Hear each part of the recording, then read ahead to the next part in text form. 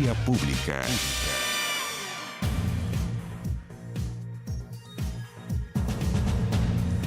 ¿Qué tal? ¿Cómo les va? Muy buenas noches. Terminando ya este día lunes 25 de enero, les damos la bienvenida a este Vía Pública, en la última semana además de este primer mes del año 2021, bastante noticioso. Fíjense que a 3 semanas ya de la habilitación de la autorización de vacaciones, que usted ve en pantalla, el 4 de enero, la Comisaría Virtual de Carabineros ya ha emitido más de 1.100.000 permisos. El ministro de Salud está muy preocupado y anticipó que a pedido del presidente Piñera, las subsecretarias Paula Daza y Catherine Martorell deberán elaborar un análisis con respecto al uso del permiso de vacaciones. A pesar de esta revisión, la autoridad sanitaria reafirmó que es un permiso que da muchas certezas y que además sigue una sugerencia del Consejo Asesor. La subsecretaria Daza sostuvo que hay que hacer un análisis de hacia dónde y desde dónde se están trasladando hoy las personas. Hay que ver la situación epidemiológica y también la incidencia y si alguna de estas variables inciden o no en el aumento de casos en cada una de las zonas del país.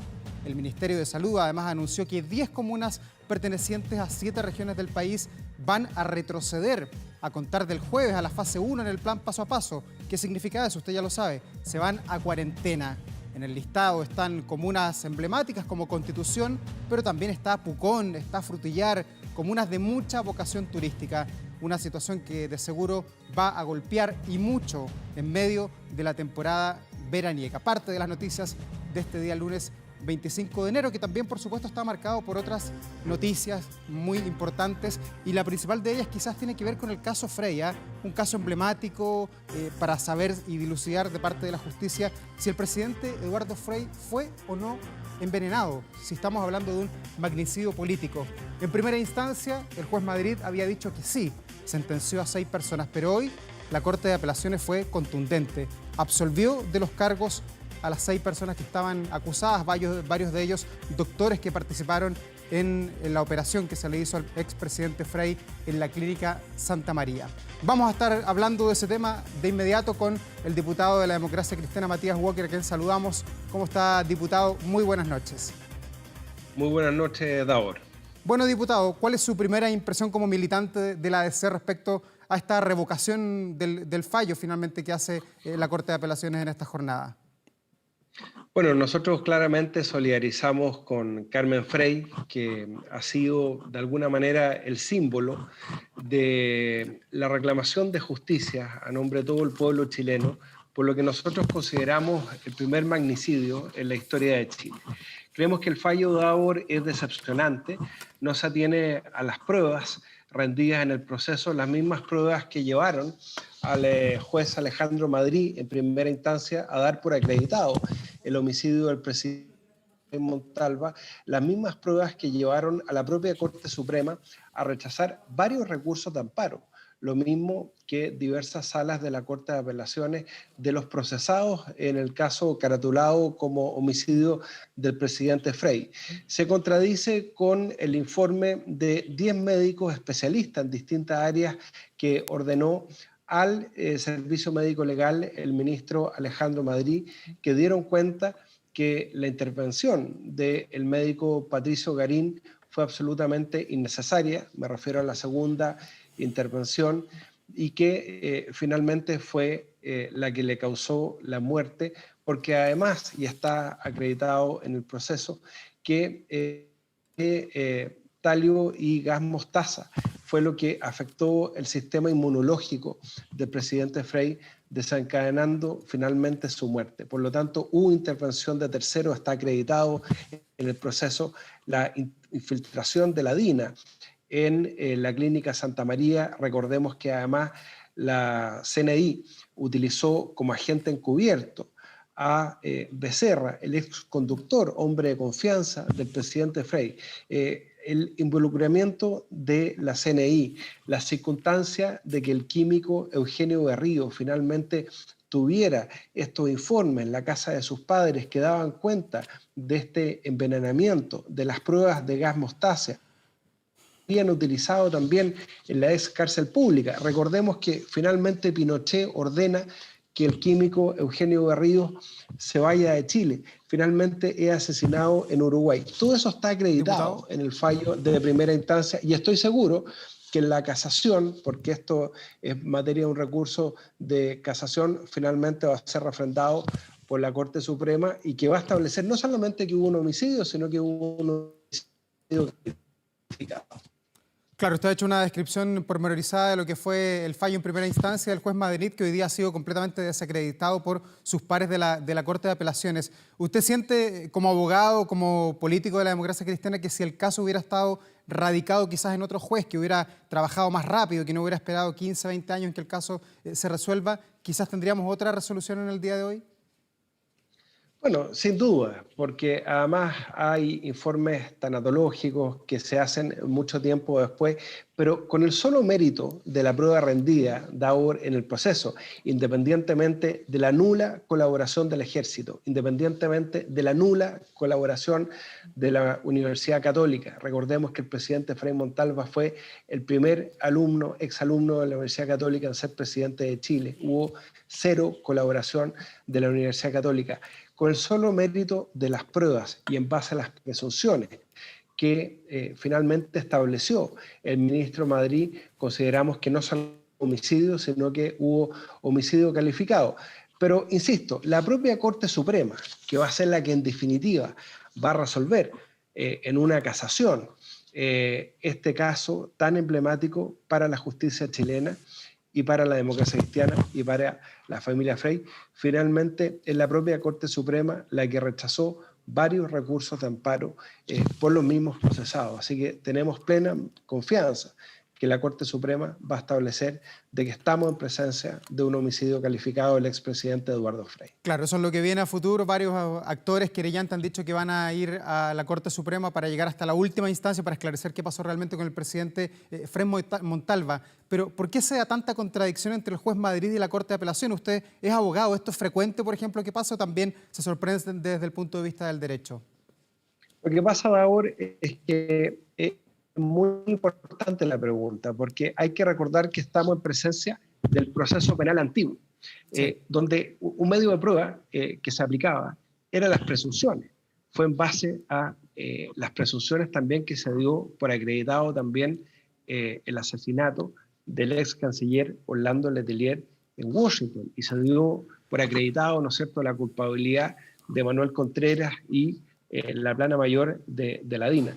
Entonces, claro, nosotros creemos que el raciocinio que hace la Corte de Apelaciones es absolutamente equivocado, vulnera las reglas regulatorias de la prueba existente a la época, porque por todos estos antecedentes que se han señalado, las pericias del Servicio Médico Legal, recordemos que hay dos peritos que dieron cuenta del uso del gas talio y mostaza en el cuerpo del presidente Frei, lo que afectó su sistema inmunológico. Bueno, la Corte de Apelaciones llegó a conclusiones distintas, pero estamos seguros que finalmente la Corte Suprema va a determinar de que hubo una errónea valoración de la prueba por parte de la Corte de Apelaciones y va a sentar que en este caso hubo un homicidio calificado con premeditación por parte de la CNI, orquestado desde lo más alto de la dictadura, parte del propio general Pinochet, que se reunía todos los días con el general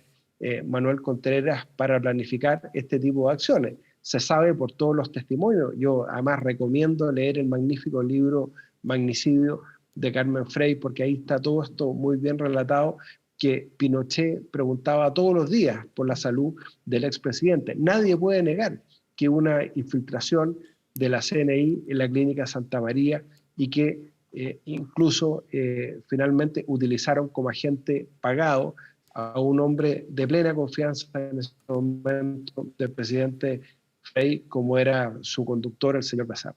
Claro, eso es parte de las cosas que va a tener que aclarar la Corte Suprema en la última instancia para ver quién tiene la razón, si el juez Madrid en la primera instancia o la Corte de Apelaciones finalmente. ¿Usted cree, diputado, que en esta sentencia que conocemos hoy día y que ha impactado al mundo político también, usted nombraba a Carmen Frey, a una de sus hijas también emitió una declaración pública muy dolida con el remesón que ha provocado la justicia con esta sentencia? ¿Usted cree que aquí hay 100% una acción de la justicia o también hay una variable política a la hora de entregar esta resolución?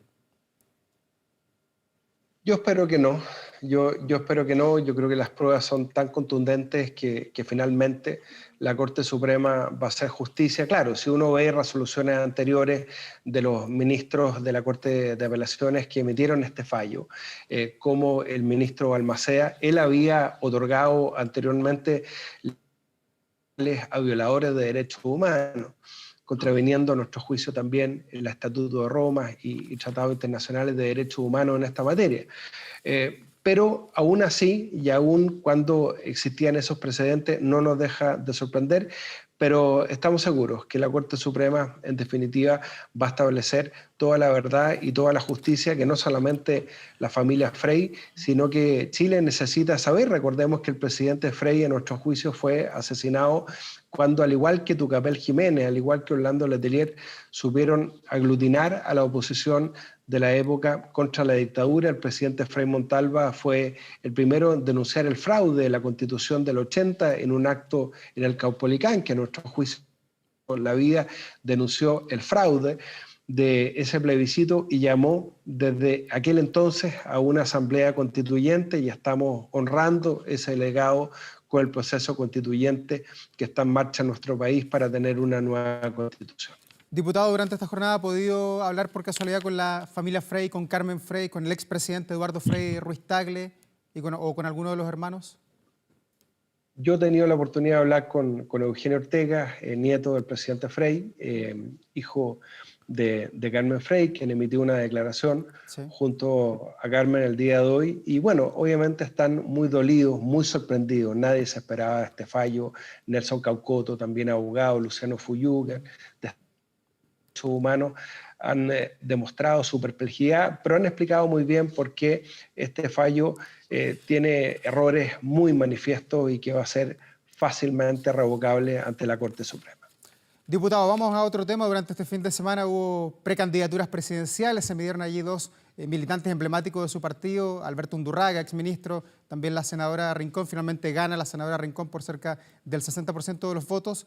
¿Quedaron conforme con este proceso al interior de la democracia cristiana o quizás faltó mística, convocar a más gente para que decida quién iba a ser el candidato finalmente? Bueno, la verdad ahora es que quedamos más que conformes, porque nosotros esperábamos una votación de 20.000 personas, hubiese sido muy bueno, pero finalmente votaron 7.300 personas en mitad de la cuarentena, en mitad de una pandemia, con muchas comunas con un calor muy importante, con poca difusión, y aún así votó gran cantidad de gente.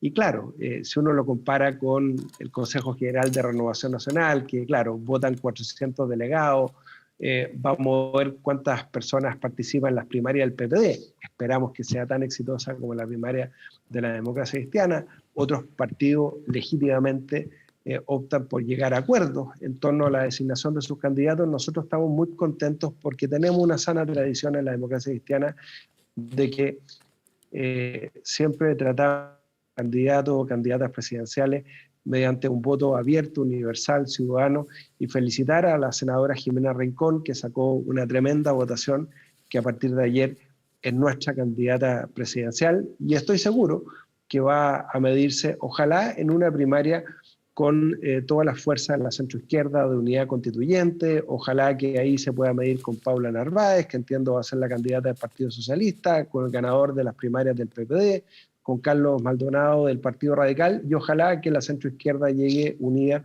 con una sola opción presidencial al mes de abril, pero estoy seguro que en esas elecciones primarias tiene una tremenda posibilidad de ganar nuevamente una primaria Jimena Rincón. También destacarla Alberto Undurraga, exministro de Obras Públicas. ¿Y por qué le parece, diputado, que Jimena Rincón es una buena candidata, digna de ser presidenta de la República? Porque uno pudiera pensar también que es un perfil muy parecido al de Carolina Goich, que salió quinta en las últimas elecciones presidenciales cuando se presentó representando a la democracia cristiana. Bueno, yo espero que dentro de mi propio partido, la democracia cristiana, exista más lealtad con Jimena Rincón que lo que existió en su momento con Carolina Goich, donde lamentablemente no todo el partido se cuadró con su candidatura. Era una tremenda candidata presidencial, hubiese sido lejos mejor presidenta que Sebastián Piñera. Yo creo que a esta altura a nadie le cabe duda, pero aprendamos de las lecciones. Y que, entre paréntesis, Jimena Rincón tiene un excelente nivel de aprobación en la encuesta, superior a Daniel Jadue, superior a Paula Narváez y a muchos otros liderazgos dentro de la oposición. Si yo veo la encuesta CADEM, el grado de aprobación, por ejemplo, de Jimena Rincón es muy alto. Y ahora se va a visibilizar como candidata de la democracia cristiana. Yo creo que le da una tremenda legitimidad el haber sido electa en una primaria ciudadana abierta con tan gran participación. Dudo que cualquier otro partido elija a su candidato o candidata presidencial con una cantidad tan importante de participación. Jimena fue ministra del Trabajo de la presidenta Bachelet, le tocó liderar en una reforma previsional que finalmente, lamentablemente, no tuvo los votos necesarios en el Congreso para llevarse a cabo. Fue ministra vocera de gobierno, ha sido senadora por la región del Maule, representa muy bien a las regiones, ha destacado mucho en diversos temas, tiene mucha experiencia también en el servicio público, tiene mucha carisma, así que yo estoy seguro que va a ser una gran candidata presidencial y acuérdese de mí, va a ganar la primaria de la centroizquierda. Diputado, ¿y no fue quizás un poco precipitado de parte de la democracia cristiana elegir a su candidato presidencial en enero y no esperar hasta abril, una vez que se resuelva la elección de concejales, gobernadores, de constituyentes, y de allí parte realmente lo que es la carrera presidencial? Es que eso hubiera sido un error, Davor, porque Renovación Nacional ya tiene su candidato, el Partido Socialista también, el PPD va a ser pasto primaria no es ahora, verde en el jardín Carlos del vecino. Maldonado también. Nosotros, al igual que todos los otros partidos, vamos a tener nuestro candidato, en este caso candidata presidencial, Jimena Rincón, en enero. La única diferencia es que la elegimos por votos y no a dedo o entre cuatro paredes. ¿Están conformes? ¿Creen que puede hacer una buena performance? ¿Y qué rol va a cumplir ella en la campaña para los candidatos a alcalde, concejales? ¿Va, por ejemplo, a congelar su participación en el Congreso, renunciar quizás a su dieta para abocarse al apoyo a los candidatos? ¿Hay alguna instrucción de partido? No, para nada. La Constitución es clara en el sentido que un senador tiene que seguir haciendo su pega, su trabajo en el Congreso, una gran senadora, pero ella va a recorrer el país, indudablemente apoyando a todos nuestros candidatos a gobernadores regionales, así que no hay que tenerle temor al liderazgo de una mujer de regiones que yo creo que viene saliendo de una tremenda elección primaria y yo creo que va a tener un desempeño muy importante como candidata presidencial. Estoy seguro que va a estar en la papeleta en noviembre representando a toda la centroizquierda, porque la mayoría de los chilenos no es ni del Partido Comunista, no es de la UDI, están esperando un liderazgo moderno de centroizquierda que sea convocante, que le hable a todos los ciudadanos y que no excluya a los chilenos en. Yo creo que eso es algo muy importante. Diputado, por último, ¿cuándo podría definirse si es que va a haber una gran primaria de la centroizquierda que contenga la democracia cristiana, pero que también esté el Partido Socialista, el PPD, el Partido Radical, todo lo que usted nombró, que hoy día de alguna manera algunos quieren estar con los más amigos, los más cercanos ideológicamente, pero no se habla, por lo menos al otro lado de la centroizquierda, de una gran primaria, se habla de una primaria más pequeña? ¿Cuándo podría definirse si es que están todos o no? Nosotros hemos invitado a todos los partidos de la centroizquierda, nuestros aliados de Unidad Constituyente, el Partido Socialista, el PPD, el Partido Radical, el PRO, Ciudadanos, a una gran primaria de la centroizquierda, donde sean los ciudadanos los que determinen quién va a ser nuestra candidata o candidato presidencial y no los acuerdos entre partidos. Esa es la invitación que ha hecho hoy día Jimena Rincón y esperamos que esa invitación sea acogida por todos estos partidos. Diputado Walker, muchas gracias por atender nuestro llamado a esta hora y conversar con nosotros en este día lunes. Muchas gracias, Davor. Chao, que esté muy bien. Buenas noches. Como siempre, muy gentil. Chao. Vamos a la pausa nosotros en Vía Pública. Ya volvemos con más. No se vaya.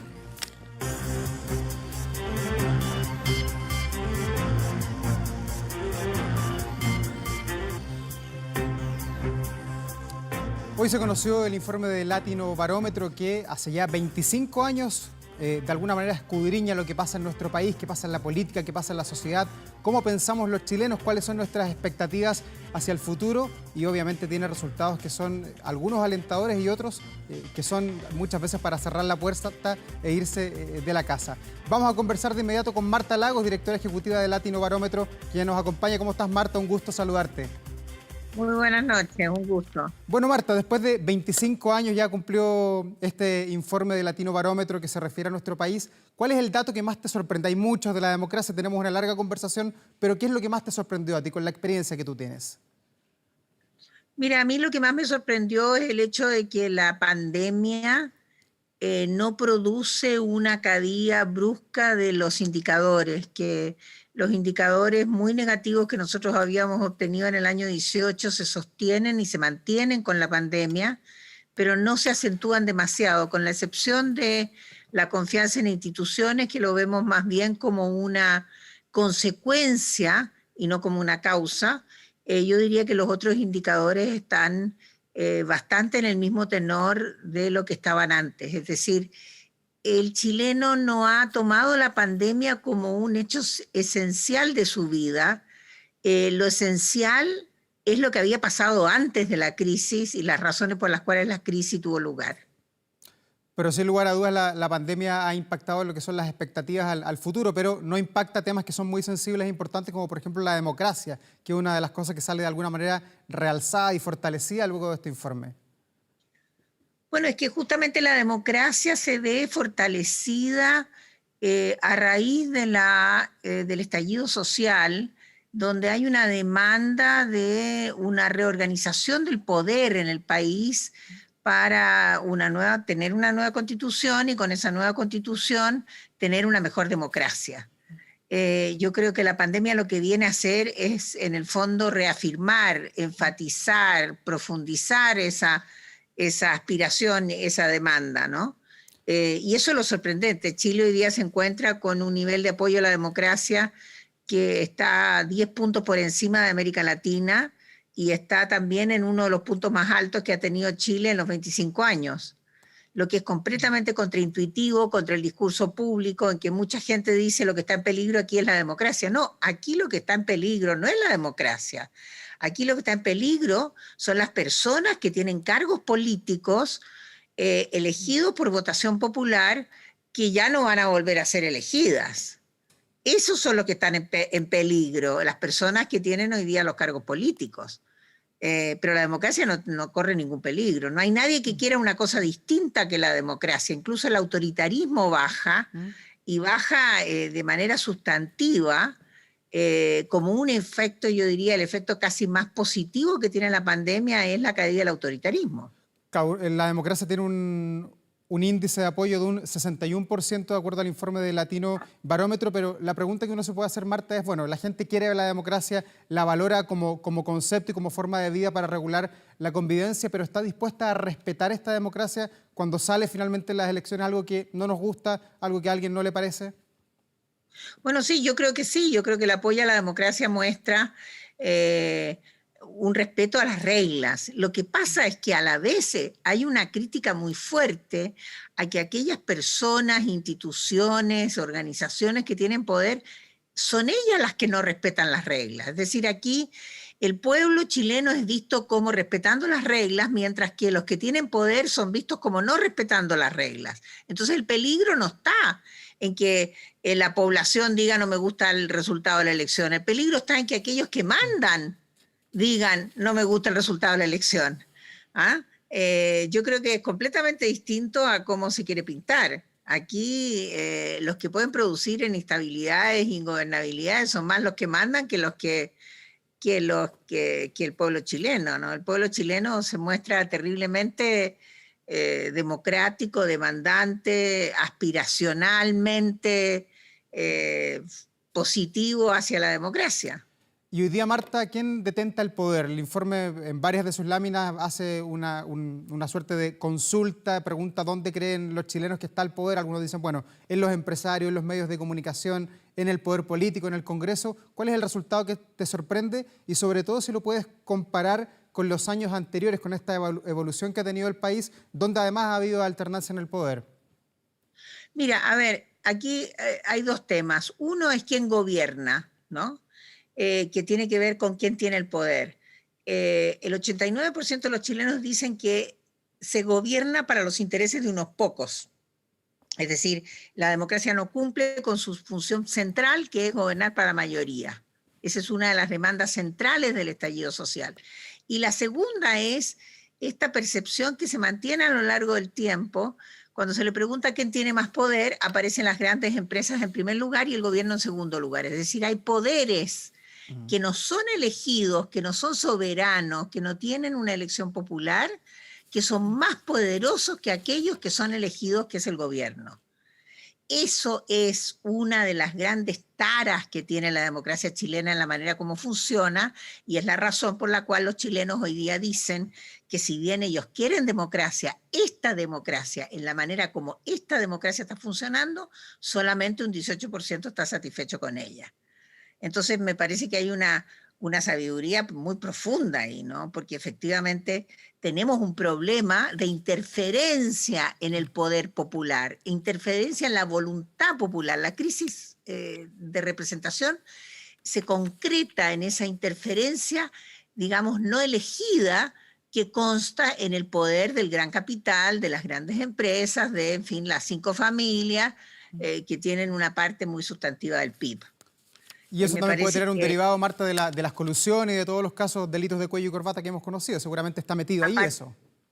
a partir del año 2013 vemos cómo se dispara el indicador de corrupción y los chilenos, ¿no es cierto?, consideran un tercio de ellos en el año 2013, cuando explota el caso Penta, que la corrupción, ¿no es cierto?, es uno de los males que tiene Chile. Y lo peor de todo es que a partir de ese momento eso salpica a todas las instituciones. Y cuando se hace la lista de decirme, mire, dígame usted de esta lista, ¿cuáles cree usted que están involucrados en corrupción? Aparecen todas las instituciones manchadas, salpicadas por la corrupción.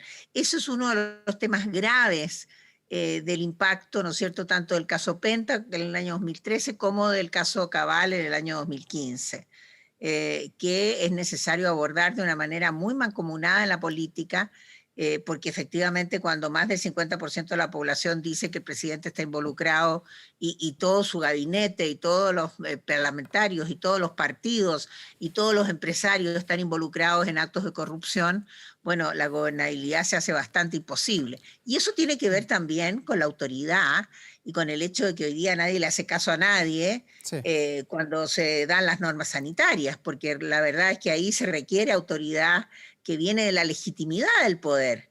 Y cuando se piensa que el poder es corrupto, el poder deja de tener legitimidad. Claro, los estilos duros ya no le gustan mucho a los chilenos. Teníamos el caso del exministro Chadwick, el exministro Mañalich, que tenían una actitud más dura para enfrentar las normas que había que transmitirle a la población y no era finalmente bien valorado por la ciudadanía. Pero me quiero quedar, Marta, en el tema del poder, que apunta mucho a la gente hacia los empresarios, que ahí está el verdadero poder. ¿Qué pasa en otros países? ¿Se puede comparar ese índice, por ejemplo, con países vecinos, aprovechando que el Latinobarómetro también está en otros países o no? ¿Pasa lo Bueno, mismo? efectivamente Chile es el país de América Latina donde los empresarios tienen más percepción de poder. Ya. Entonces, claro, ahí hay un desbalance, ¿no es cierto? Como digo, el gobierno debería tener todo el poder y debería ser visto manejando el poder. Y cuando la ciudadanía no ve al gobierno con todo el poder y ve a las empresas en vez del gobierno, hay una distorsión en la manera como se ejerce la democracia, que no es la misma que se ve en otros países de América Latina, donde las empresas están debajo del gobierno, es decir, tienen menos poder que el gobierno, como debe ser. Hay varios de los índices que sorprenden en el informe, Marta, y uno de los que me llamó la atención es cuando ustedes preguntan qué pasa con el progreso. El futuro no se ve para nada alentador, el índice cae a 13 y hace 10, 11 años, el 2009, estaba en un 66% cuando se pensaba en las expectativas, hoy día está en un 13%. ¿Qué pasó? ¿Por qué, Claro, ¿por qué llegamos a eso? Porque mira, aquí se produce esta paradoja de Kahneman, que le dieron el premio Nobel por eso, que cuando tú tienes una empresa y en esa empresa se le sube el sueldo a todo el mundo, que uno podría decir en Chile hoy día hay más dinero, todo el mundo tiene un poco más de dinero que antes, pero a unos le subes el sueldo más que a otros, a los que le subiste el sueldo menos, es lo mismo que si no les hubiera subido el sueldo. Es decir, no se produce ninguna satisfacción con el avance minoritario o menor que tiene una parte de la población si el avance que se produce en esa parte de la población es desproporcionalmente mucho menor al que tienen los otros. Y eso es lo que ha pasado en Chile. ¿No? No es que hoy día no haya clase media nueva, no es que no haya más bienes, no es que la gente no tenga acceso a comprar con crédito, no, hay una parte muy sustantiva de la población, un 55%, que ha tenido un pedazo demasiado chico de la torta, mientras el 90% de la torta se la llevan unos pocos.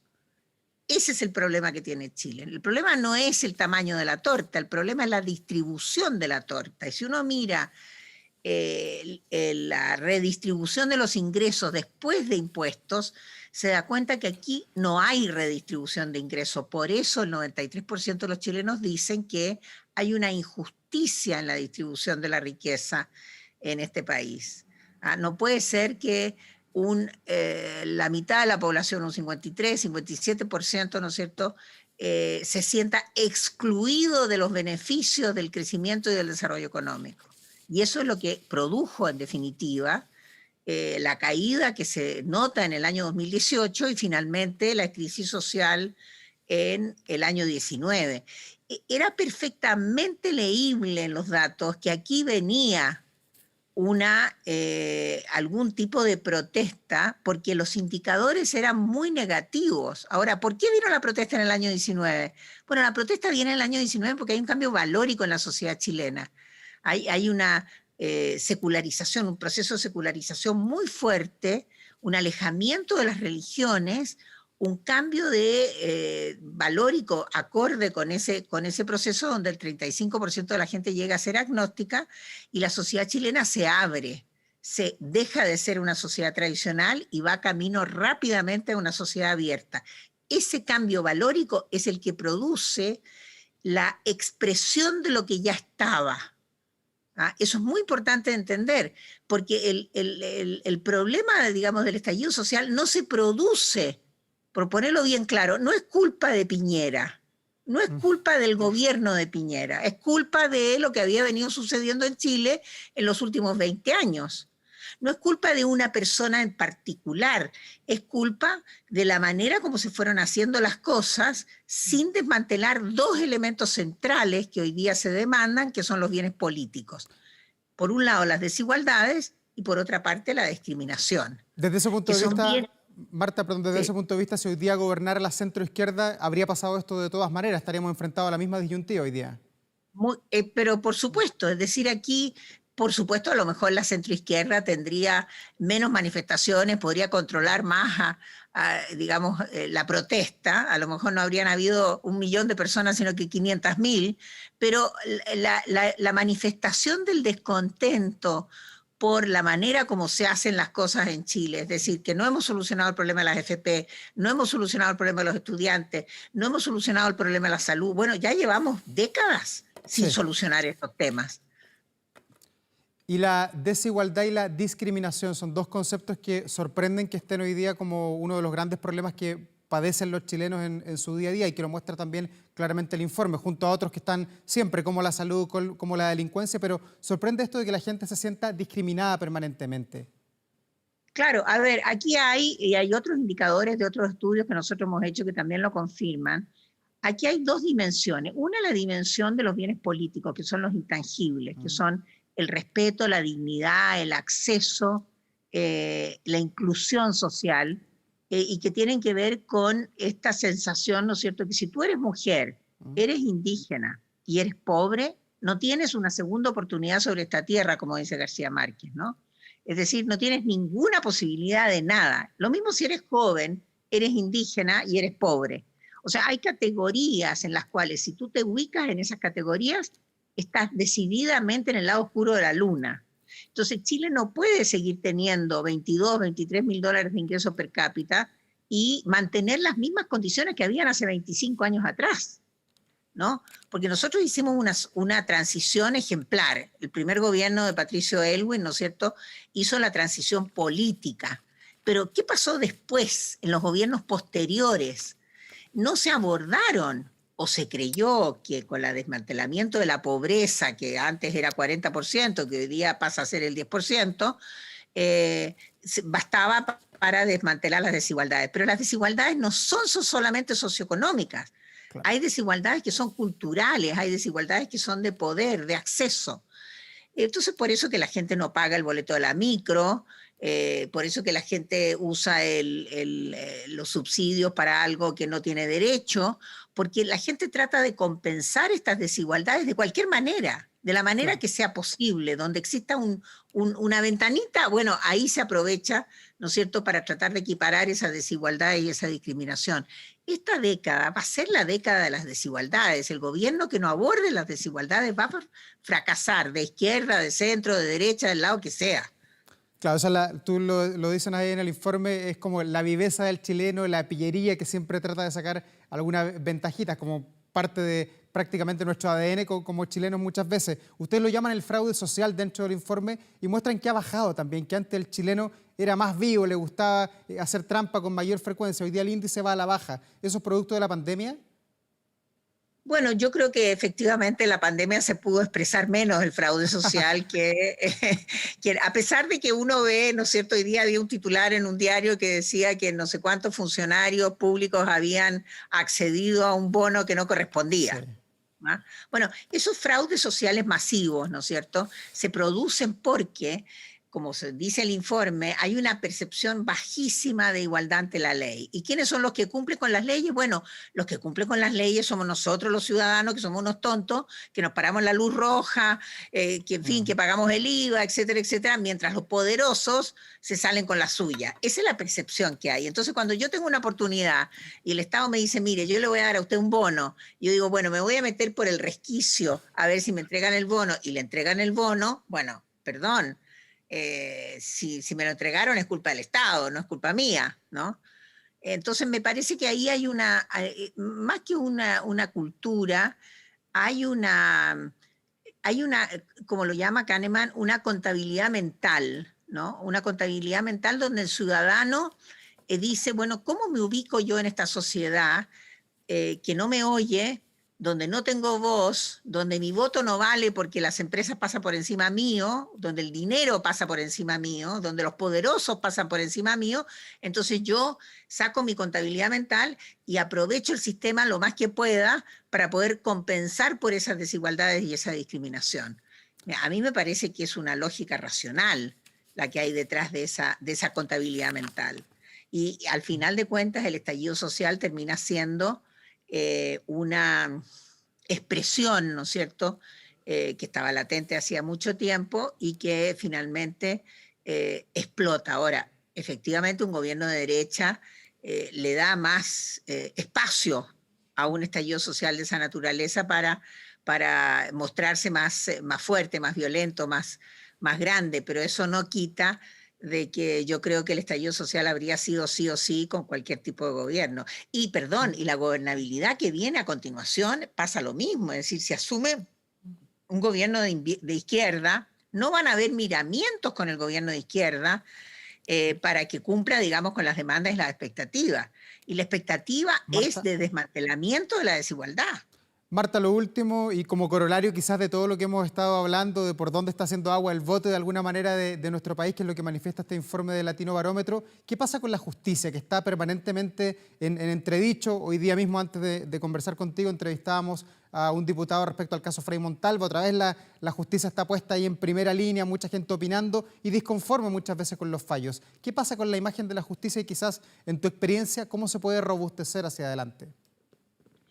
Mira, yo creo que la imagen de la justicia chilena tiene una falla de legitimidad histórica en la medida que no fue capaz de juzgar a Pinochet. O sea, la justicia chilena se va a demorar muchas generaciones en recuperar su credibilidad y su legitimidad por no haber sabido juzgar a Pinochet. Y porque además de eso ha sido un poco hipócrita esto de ir juzgando a militares de segundo, tercero y cuarto rango, ¿no es cierto?, que están pagando las culpas por las órdenes que dieron generales con nombre y apellido que no terminaron en la cárcel. Entonces, me parece que blanquear eso va a costar mucha transparencia, mucho juicio, y que por lo demás la justicia, tanto en el año 2013 con el caso Penta como en el año 2015 con el caso Cabal, no cumplió con las expectativas de la gente. Hoy día no hay ningún empresario preso, no hay ningún político preso por haber tenido platas negras.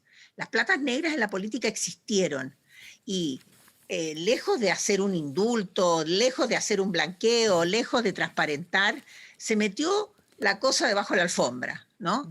Y se fue tratando caso a caso, y a unos los mandaron a clases de ética, a los otros los mandaron a la casa con un castigo domiciliario.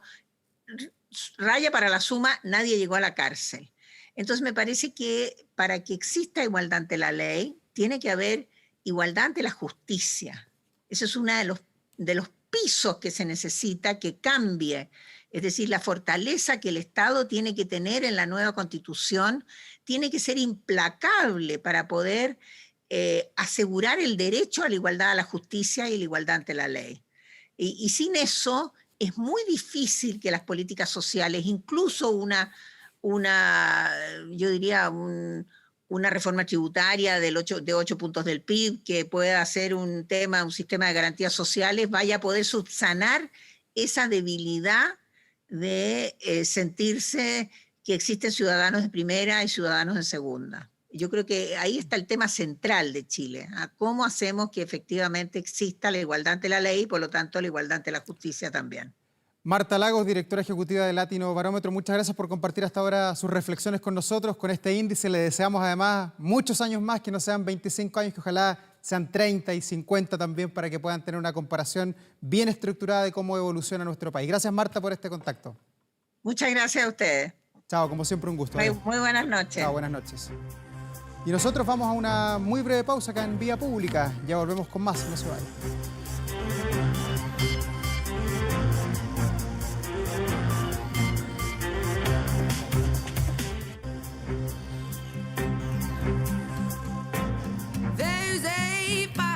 Lo decíamos al comenzar la jornada, ha sido un día muy, pero muy noticioso el día lunes. Veamos qué publica hasta ahora 24horas.cl, nuestro portal. Allí tienen las declaraciones vespertinas del ministro Belolio, quien ha reiterado la intención del gobierno de vetar el proyecto de indulto humanitario a detenidos en el estallido social. En horas de la tarde, ahí en el Palacio de la Moneda, el ministro vocero emitió estas declaraciones. Por supuesto, eso y mucho más, el caso Frey, el tema de los permisos. Hay muchas dudas respecto a si se puede ir o no, si es que uno tiene pasajes para una comuna que pasó a cuarentena. Bueno, todo eso está ahí en 24horas.cl. Nosotros vamos a una nueva pausa acá en Vía Pública, ya volvemos, no se vayan.